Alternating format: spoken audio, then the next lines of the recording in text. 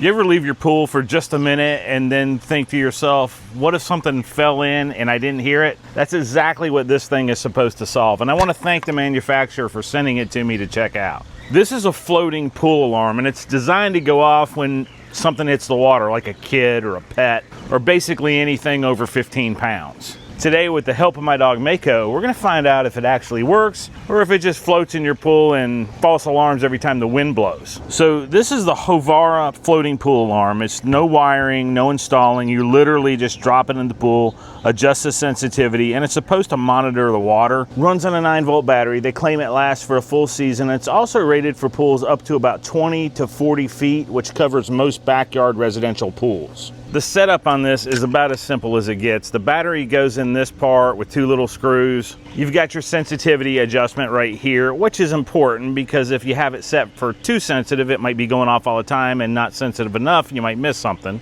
So we'll play with that a bit and test it out. Let's first get it in the pool though.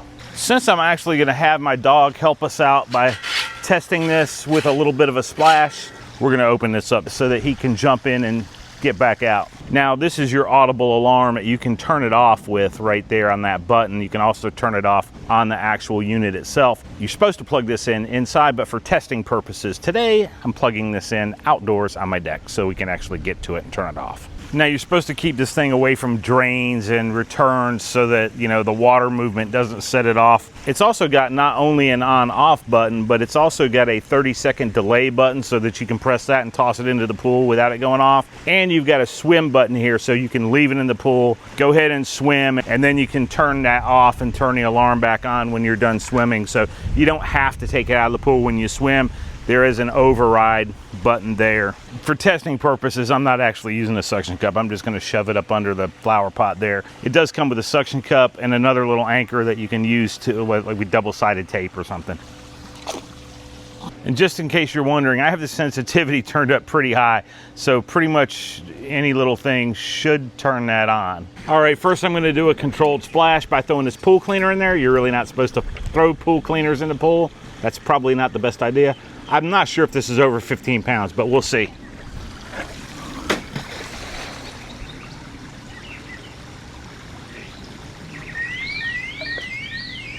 It set it off. I actually had to test that pool cleaner anyway, so, you know, kind of 2 in 1. Okay, that definitely worked, and it was loud, so you're not missing that inside the house, that's for sure. Another thing that answered for me is I wondered whether it was just an audible alarm on the unit that goes inside the house or whether it was audible out here as well. It's audible in both units, so it's audible on the little unit that sticks to your wall, and it's also audible on the unit that's in the pool. And no matter which one you turn it off from, it'll turn both of them off. So if you're in your house and you want to turn it off, you could turn it off from inside the house, or if you're outside and don't want to go inside the house, you can turn it off from the unit itself. Now I'm going to try something a little more real world, but before I do, I'm actually going to take the sensitivity all the way down. I've got the sensitivity there at the lowest setting, and I'm actually going to get my dog to jump in. But before I do, I'm going to throw his favorite toy in, which is light. So when his toy goes in, we'll delay him a little bit, and we won't let him go after it. And we'll see if the toy sets it off with it on the lower sensitivity setting. And then once the toy's been in there and we figure that out, then we'll let the dog go get the toy, and that should set this off. Now my dog weighs 100 pounds. It should still go off though, even at the lowest setting, because he's a big boy. Okay, so I've got my dog's favorite toy here, and as soon as I throw it in, we won't let him go. And then we'll see if this turns it on. If this doesn't turn it on, then we'll let him in the pool.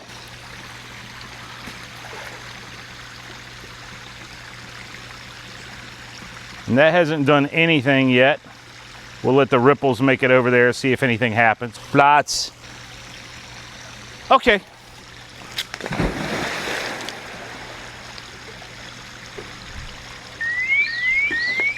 And set it off.